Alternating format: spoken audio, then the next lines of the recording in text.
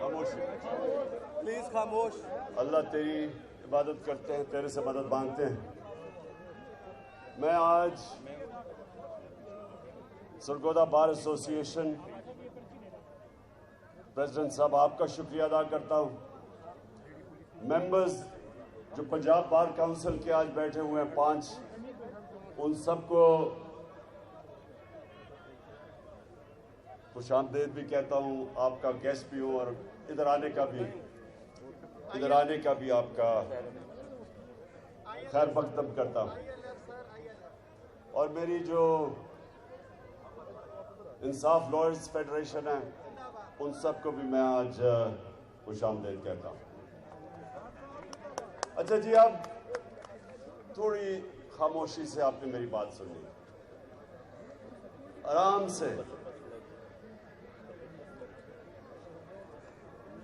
دیکھیں, میں پہلے تو آپ کو جو اپنی 26 سال پہلے میں اب اس جدوجہد میں آیا تھا, جہاد میں, اس کا ایک مقصد تھا, اور وہ جو ایک بہت بڑا مسلمان ذہن ابن خلدون کہتا ہے, جس کو فادر آف ماڈرن ہسٹری سمجھا جاتا ہے. ساری دنیا میں مانا جاتا ہے کہ جو اس نے ماڈرن ہسٹری کی, جو اس کی ابن خلدون کی جو فلسفہ تھا, وہ دنیا مانتی ہے کہ پہلا اتنا بڑا عظیم ہسٹوریوگرافر تھا. تو وہ کیا کہتا ہے؟ کہتا ہے میں نے جو قرآن کا مطالعہ کیا ہے, تو میرا سارا جو نچوڑ ہے قرآن کے مطالعے کا, وہ یہ ہے کہ اللہ نے انسان کو زمین پہ بھیجا یہ ایک چیز کے لیے ہے کہ میری زمین پہ انصاف قائم کرو. اب یہ آپ نے سمجھ جائیں, تھوڑی خاموشی کیجیے, آپ نے ذرا ایک بات بڑی سننی ہے غور سے. انسان کو اشرف المخلوقات بنایا, سب سے عظیم مخلوق, تو اس نے یہ بھی کہا کہ جب انسان اوپر جاتا ہے, اس کی پرواز اوپر ہوتی ہے, تو فرشتوں سے بھی اوپر چلا جاتا ہے, لیکن جب وہ گرتا ہے تو جانوروں سے بھی نیچے چلا جاتا ہے. تو انسان کے معاشرے میں اور جانوروں کے معاشرے میں فرق کیا ہے؟ 2 فرق ہیں. انسان کے معاشرے میں انسانیت ہے, ہمارے میں فکر ہوتی ہے کمزور کی. اگر واقعی انسانیت کا نظام ہے, جو نبی صلی اللہ علیہ وسلم نے دنیا کی پہلی فلاحی ریاست بنائی تھی مدینہ میں, جدھر اصل میں انسانیت کو آگے رکھا گیا. زکوٰۃ پہلی دفعہ کانسیپٹ لے کے آئے کہ عام آدمی پیسے والوں سے پیسہ لو اور عام آدمی کے اوپر خرچ کرو, جو غریب ہیں ان کو اوپر اٹھاؤ. یہ بڑا عظیم کانسیپٹ تھا فلاحی ریاست کا, جو آج مجھے افسوس سے کہنا پڑتا ہے کہ اسکینڈینیویا میں اگر آپ جائیں تو آپ کو صحیح معنی میں فلاحی ریاست نظر آتی ہے, لیکن شاید ہی کسی مسلمان ملک میں وہ فلاحی ریاست نظر آتی ہے جو نبی صلی اللہ علیہ وسلم نے کانسیپٹ دیا تھا مدینہ میں. اور دوسری جو جانوروں سے اور انسان میں فرق ہے, جانوروں کے نظام میں انصاف نہیں ہے, طاقت کی حکمرانی ہے. جو طاقتور ہے اس کے لیے ایک قانون ہے, اور جو بیچارہ کمزور ہے وہ چھپتا پھرتا ہے, کوئی اس کی حفاظت کرنے کو لیے نہیں. انسانی معاشرہ ہوتا ہے جدھر ایک کمزور کو تحفظ دیا جاتا ہے, اس کو قانون کہتے ہیں. قانون تو کمزور کو چاہیے, طاقتور تو ویسے ہی کبھی قانون کے نیچے نہیں آنا چاہتا.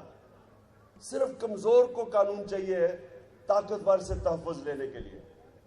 سو یہ میں آپ کو صرف انیشل بتا رہا ہوں کہ میں نے جب 26 سال پہلے اپنی یہ سٹرگل شروع کی تھی تو یہ 2 پرنسپل تھے, انصاف, انسانیت, اور تیسرا خودداری، کیونکہ لا الہ الا اللہ انسان کو آزاد کر دیتا ہے، کسی کا انسان کی اور ہر قسم کی غلامی سے آزاد کر دیتا ہے۔ ایک حدیث ہے کہ لا الہ الا اللہ انسان کو غیرت دیتا ہے، کسی کے سامنے نہیں جھکتا وہ۔ تو یہ 3 پرنسپلز تھے۔ تو میں آج بات صرف انصاف کا کرنا چاہتا ہوں، اور میں آپ کے پاس اس لیے آیا ہوں کہ میں چاہتا ہوں کہ آپ اب میرے ساتھ مل کے اس ملک کی جو حقیقی آزادی کی جنگ ہے، آپ میرے ساتھ مل کے اس پہ شرکت کریں۔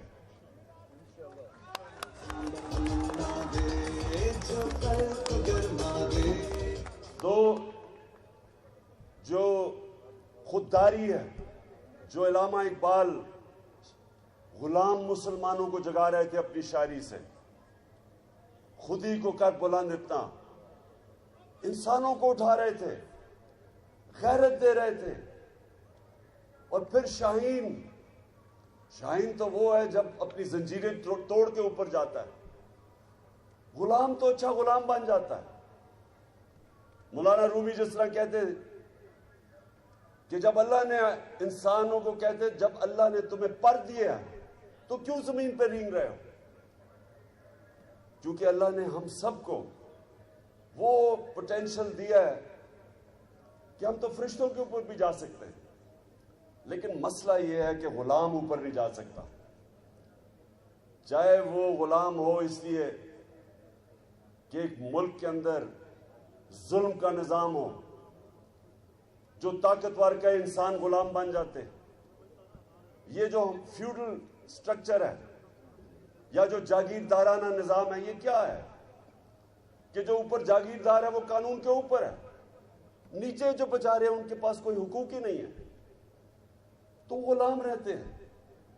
میں ہمیشہ بتاتا ہوں لوگوں کو کہ جب بھی اس بر صغیر میں فتح کرنے والے کانکررز آئے، سب شمال سے آئے سوائے انگریز کے جو سمندر سے آیا، تو کوئی راستے میں رکاوٹ نہیں ہوتی تھی۔ جب وہ پہاڑوں سے نکلتا تھا، افغانستان سے خیبر سے نکلتا تھا، تو سیدھا راستہ پہنچا تھا دلی کا، کیونکہ لوگ غلام تھے۔ جب وہ غلام تھے تو وہ لڑتا ہی کوئی نہیں تھا اپنی آزادی کے لیے، صرف آزاد لوگ اپنی آزادی کے لیے لڑتے۔ تو ایک پانی پت کی جنگ ہوتی تھی اور جو بھی جیتا تھا وہ ہندوستان کا سربراہ بن جاتا تھا، باقیوں کی زندگی پہ کوئی فرق نہیں پڑتا تھا، کیونکہ وہ پہلے غلام تھے۔ صرف آزاد لوگ کھڑے ہوتے ہیں اپنی آزادی کے لیے، صرف آزاد لوگوں کی پرواز ہوتی ہے۔ تو ایک تو ہم نے اپنے ملک کو یہ جو ہم اوپر امپورٹڈ حکومت بیٹھی ہوئی ہے، جو کہ بیرونی امریکی سازش سے ہمارے پہ مسلط کی گئی ہے، جو وہ ہر کام کریں گے جو اوپر سے حکم آئے گا، یہ آپ کے حقوق کے لیے کبھی کھڑے نہیں ہوں گے۔ انہوں نے پوری کیمپین چلائی کہ پاکستان میں بہت مہنگائی آ گئی، عمران خان کو اس لیے ہٹانا چاہیے کہ مہنگائی بہت زیادہ ہے۔ جو 4 مہینے میں ان کے دور میں مہنگائی آئی ہے، اس ملک کی تاریخ میں ایسی مہنگائی نہیں آئی۔ آج جو مہنگائی ہے، جن لوگوں کو بجلی کے بل ملے ہیں، یہ تو ابھی ایک ہی ہے۔ ہر چیز آج مہنگی ہو گئی، اور ان سے پوچھو تو کہتے ہیں جی IMF کا حکم ہے۔ بلکہ ہمارے اوپر ایک نئی چیز، پہلے انہوں نے توہین مذہب لگا دیا میرے پہ، اب مدینہ میں جا کے لوگوں نے ان کو چور کہہ دیا، اس میں میرا کیا قصور تھا؟ میرے اوپر توہین مذہب، میرے اوپر یہاں FIR کاٹ دی۔ اب ایک منٹ اب شوکت ترین کے اوپر ایک اور نئی، اسے کہتے ہیں جی اس کو غداری کی دفعہ لگنی چاہیے۔ وہ کیا ہے کہ جی اس نے IMF کی توہین کر دی، توہین IMF، ایک اور FIR آپ کٹنے لگی ہے۔ تو ایک منٹ ابھی نہیں، تو ایک منٹ تھوڑا سا ذرا جذبہ سنبھالے، میں ذرا کیونکہ آپ سے بڑی امپورٹنٹ باتیں کرنے آیا ہوں جی۔ تو میں یہ یاد رکھیں کہ ہماری جو حقیقی آزادی کی تحریک ہے اس میں ہم نے ایک آزاد، خود مختار، غیرت مند قوم بننا ہے جو کبھی کسی کی سوائے اوپر والے کی کسی کی غلامی نہیں کرے گی. اور ہم فیصلے پاکستان کے فیصلے پاکستان میں ہوں گے. کوئی امپورٹڈ فیصلے نہیں ہوں گے اس ملک پہ. کہ اگر ہم سمجھتے ہیں کہ روس سے تیل میں ہندوستان 40% کم قیمت پہ تیل خرید رہا ہے، ہم کیوں نہیں خرید سکتے؟ کیونکہ یہ امپورٹڈ حکومت کو خوف ہے کہ جن لوگوں کی یہ غلامی کر رہے ہیں وہ اجازت نہیں دیں گے ان کو. لوگ بچارے مہنگائی میں پس جائیں. یہ وہ کریں گے جو ان کے آقا ان کو حکم کرتے ہیں. اور ہم سنیں ذرا، اور ہم جس قوم نے 70-80 ہزار اپنے لوگوں کو قربان کیا امریکہ کی جنگ میں شرکت کر کے، اور آج اگر وہ امریکہ کہہ رہا ہے کہ بیسز دو پاکستان میں یا ہمارے اوپر سے ڈرون اٹیک کرے وہ افغانستان میں، ہم کیوں کسی کی جنگ میں شامل ہوں؟ کیا ہمیں سبق نہیں مل گیا؟ تو یہ دوسری چیز ہے کہ میں چاہتا ہوں کہ آگے سے میری قوم کبھی کسی کی جنگ میں شرکت نہ کرے، کسی کے لیے اپنے لوگوں کو ہم قربان نہ کریں. اور جو دوسری چیز جس کے لیے میں آپ سب کو تیار کرنے آیا ہوں، دیکھیں جو اس سے بھی بڑی جنگ ہے. حضرت علی کا قول ہے کہ کفر کا نظام تو چل جائے گا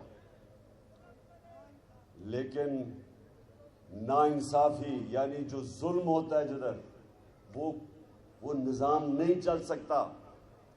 ونسٹن چرچل، دوسری جنگ عظیم، ہٹلر کی فوجیں فرانس میں کھڑی ہیں، بمباری ہو رہی ہے برطانیہ کہ لوگ گھبرائے ہوئے ہیں کہ اب بچیں گے یا نہیں. تو وہ پرائم منسٹر ونسٹن چرچل سے پوچھتے ہیں کہ کیا ہم بچ جائیں گے؟ وہ جواب دیتا ہے کہ کیا ہماری عدالتیں انصاف دے رہی ہیں؟ جب انہوں نے کہا دے رہی ہیں تو اس نے کہا کوئی قوت ہمیں تباہ نہیں کر سکتی. جو آپ کی مجھے مدد کی ضرورت ہے، یہاں ہمیں انصاف کی جنگ لڑنی ہے، رول آف لا کی، قانون کی حکمرانی کی جنگ. یہ اس کے لیے آپ سب سے زیادہ ذمہ داری آپ کی ہے. پاکستان کی جو وکلا کمیونٹی ہے، آپ کے اوپر اللہ نے ذمہ داری ڈالی ہوئی ہے. ہماری جو آخرت میں امتحان ہوگا وہ اس چیز پہ ہوگا کہ اللہ نے جو بھی آپ کو نوازا تھا اور آپ کو اس نے قانون کا علم دیا ہے، آپ باقی لوگوں سے بہتر جانتے ہیں قانون کو، آپ عدالتوں میں پیش ہوتے ہیں. آپ سے بھی وہ پوچھے گا کہ جب پاکستان میں ظلم ہو رہا تھا، کمزور کے لیے ایک قانون، طاقتور کے لیے دوسرا قانون، کمزور چوری کرے جیل میں اور طاقتور چوری کر کے NRO لے کے اور پرائم منسٹر بن جائے. یہ اس نظام کے متعلق حضرت علی نے کہا تھا کہ ایسا نظام نہیں چل سکتا. اور سارے دنیا کے اندر، میرا ساری دنیا پھرا ہوں، صرف امیر اور غریب ملکوں میں فرق ایک ہے. غریب ملکوں میں یہ ظلم کا نظام ہے، ناانصافی کا نظام ہے، اور امیر ملکوں کے اندر انصاف ہے. جدھر رول آف لا ہے ادھر خوشحالی ہے، اور جدھر جنگل کا قانون ہے وہاں غربت ہے. یہ وقت ہے پاکستان میں کہ ہم سب کو اب اس حقیقی آزادی کے لیے لڑنا ہے، کیونکہ انصاف انسانوں کو آزاد کرتا ہے، ظلم انسانوں کو غلام بناتا ہے. جب تک ہم اس قوم، لوگ ہم، آپ وکلا اور قوم میں شعور پیدا نہیں کرتے کہ ہم نے اپنی آزادی لینی ہے انصاف لے کے، یہ ہو ہی نہیں سکتا کہ ملک کے سارے بڑے بڑے ڈاکو جو 30 سال سے اس ملک کو لوٹ رہے ہیں وہ آ کے ہمارے اوپر بیٹھ جائیں اور ہم چپ کر کے بھیڑ بکریوں کی طرح عمران خان کو کہیں اچھا جی سیلاب آ گیا، عمران خان چپ کر کے تسلیم کر لو ان کو. میں انشاءاللہ سیلاب میں ان سب سے زیادہ کام کروں گا، لیکن تمہارا بھی پیچھا نہیں چھوڑوں گا۔ کسی صورت میں ان چوروں کو تسلیم نہیں کروں گا، اور جو بھی سمجھ رہا ہے کہ ہمیں ڈرا کے دھمکا میڈیا کا منہ بند کر کے اچھے صحافیوں کو ان کے اوپر ایف آئی آر کاٹے، کوئی باہر بھاگ جائیں، ڈرا کے دھمکا کے میرے اوپر ایف آئی آر یا دہشت گردی کی ایف آئی آر، جو مرضی کریں آپ، میں نے ان چوروں کو کبھی تسلیم نہیں کرنا۔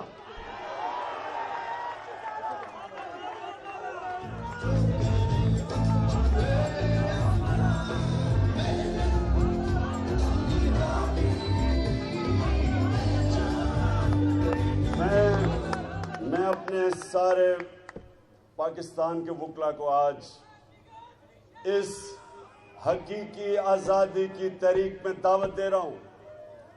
آپ نے سب نے میرے ساتھ چلنا ہے، اور کسی صورت یہ جو قبضہ ہوا ہے، ملک کے اوپر قبضہ کیا ہوا ہے،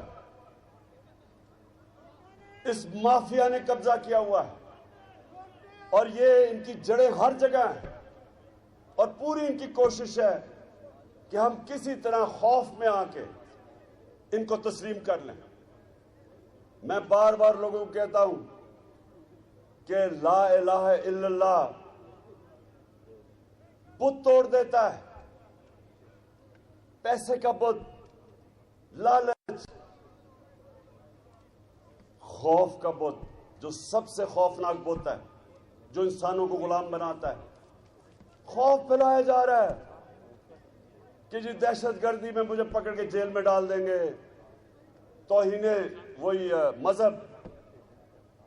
مدینہ میں تمہیں لوگوں نے شکل دکھائی ہے تمہاری کہ تمہیں چور کا ہے جو تم ہو، اور میرے اوپر لگا دیا کہ توہین مذہب۔ اسی طرح اگر ان کا خیال ہے کہ چینلز کو بند کر دیں گے، صحافیوں کو ڈرا دیں گے، جو مرضی کریں، آپ نے میرے ساتھ چلنا ہے، اور میں یہ آپ کو یقین دلاتا ہوں کہ یہ اتنی دور نہیں ہے آزادی۔ قوم پہلی دفعہ 26 سال میں پہلی دفعہ میں نے اپنی قوم کو ایسا شعور اور بیدار دیکھا جو کبھی پہلے نہیں تھا۔ اب میں سرگودا بار میں اب آپ کی بات جو آپ کا مطالبہ ہے اس پہ آتا ہوں۔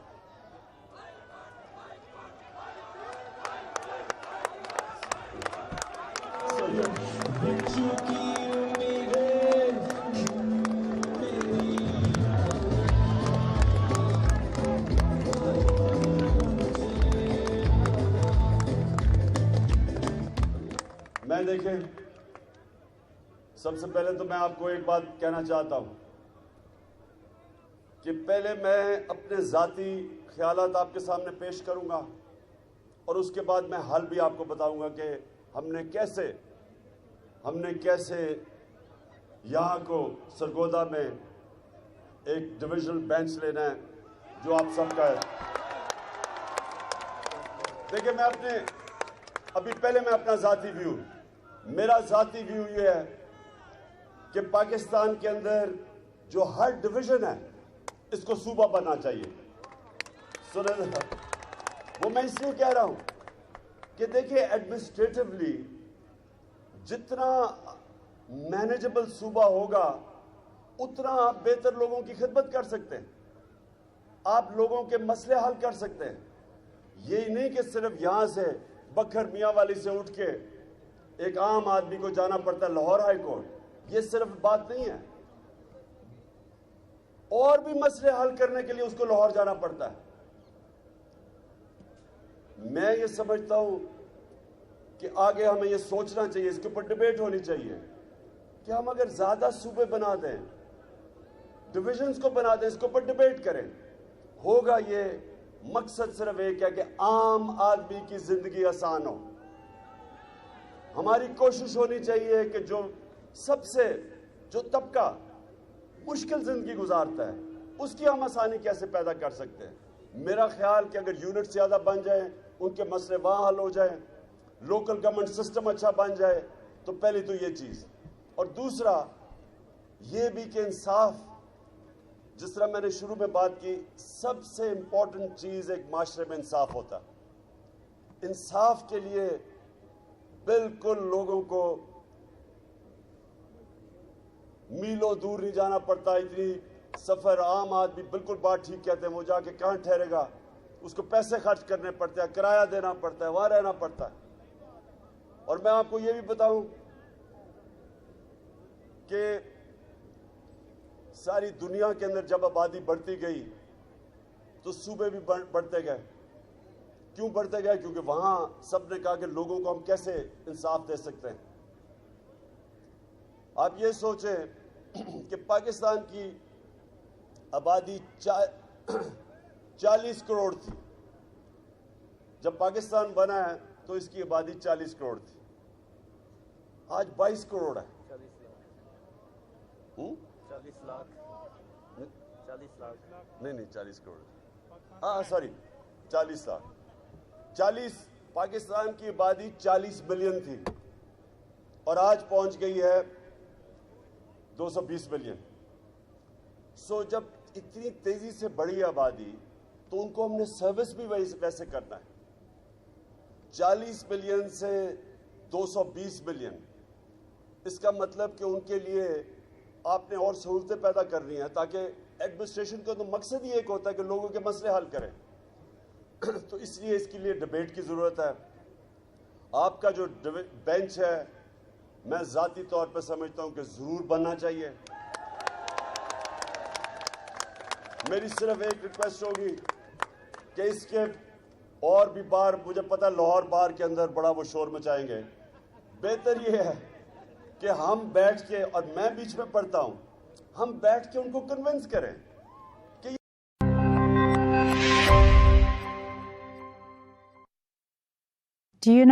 یہ لوگوں کی بہتری ہے اس میں۔ اور میں آپ کے ساتھ مل کے ان کو کہوں گا کہ یہاں لوگوں کی زندگی آسان کرنے کے لیے اور انصاف دینے کے لیے یہاں ضرور، بلکہ ہر ڈویژن میں بینچ بن۔ اچھا، اب آخر میں آپ نے میرے سے وعدہ کرنا ہے کہ آپ نے سب نے میرے ساتھ پاکستان کی حقیقی آزادی کی تحریک میں شامل ہونا ہے۔ پاکستان زندہ باد۔